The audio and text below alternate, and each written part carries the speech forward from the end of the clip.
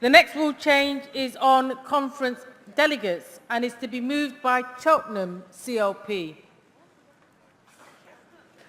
Good morning, comrades. My name is Keith White from Cheltenham in the Cotswolds, Constituency Labour Party. First time speaker at conference. First time delegate to conference.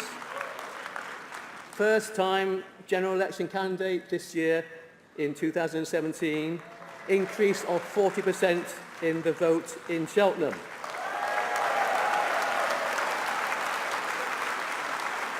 Thanks to this, our manifesto, our marvellous manifesto. It had all the answers to the questions I was asked. And I want to say also, it's a privilege to be here to speak at this rostrum to you today. I actually do count it as a tremendous privilege. Now, I'm a delegate. I've got more than 12 months membership. In the appendix to our rule book, it says, the Labour Party is anxious to ensure that all new members are properly welcomed into the party and opportunities offered to enable their full participation in all aspects of party life. Now, I might be simple, but I would have thought all aspects of party life includes being a delegate to conference. But in the section that I'm asking amendment for, the words are, in there at the moment, all delegates must have been individual members of the party for at least 12 months at the closing date for receipt of names of delegates. And unlike for members of European Parliament, members of the Westminster Parliament, local election candidates, there are no waivers in this case. If you don't have 12-month membership, you cannot, in any circumstances, be a delegate to conference. And the amendment I'm asking you to pass today, and I'm not remitting, I'm going to ask you to vote on this, is because that will know it to be done. It will be assured and done today. Is that to bring it onto the same basis as with candidates for the European Parliament, the Westminster Parliament and local elections, that there can be a waiver from the NEC or a delegated officer of the NEC to allow people with less than 12 months membership to be delegates to conference.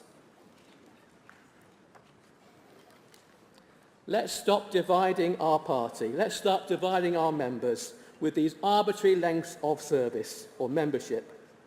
Let's start valuing our members, treating them as human beings. Let's value our members in deeds and not just in words. Let's treat our members equally.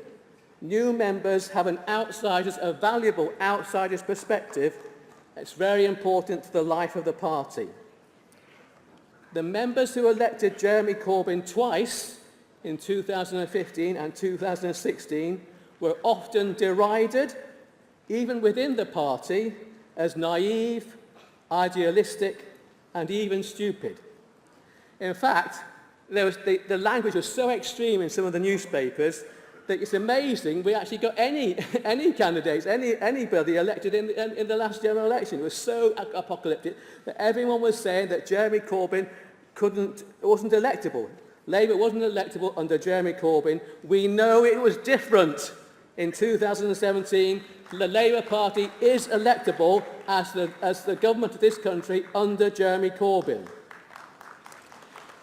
Many MPs in our party rejected the vote of the members of the party and walked out on the party, engaging what can only be called psychological warfare against Jeremy Corbyn in order to force his resignation.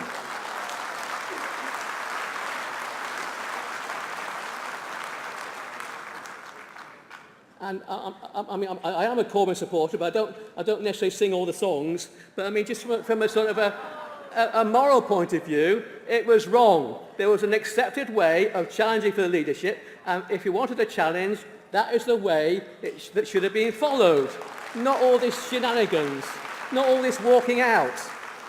The party is not valuing the members of the party.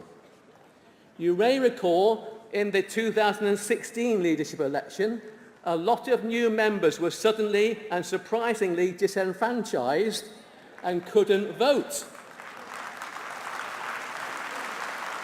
Okay, thank you. My sister was one of them. £25 is a lot of money. Thank you. Let's stop tarring every new member Thank you, with Delegate. a brush of suspicion. Thank you, Support Comrade. the amendment today. Let's value our members. Thank you, Comrade. Thank you.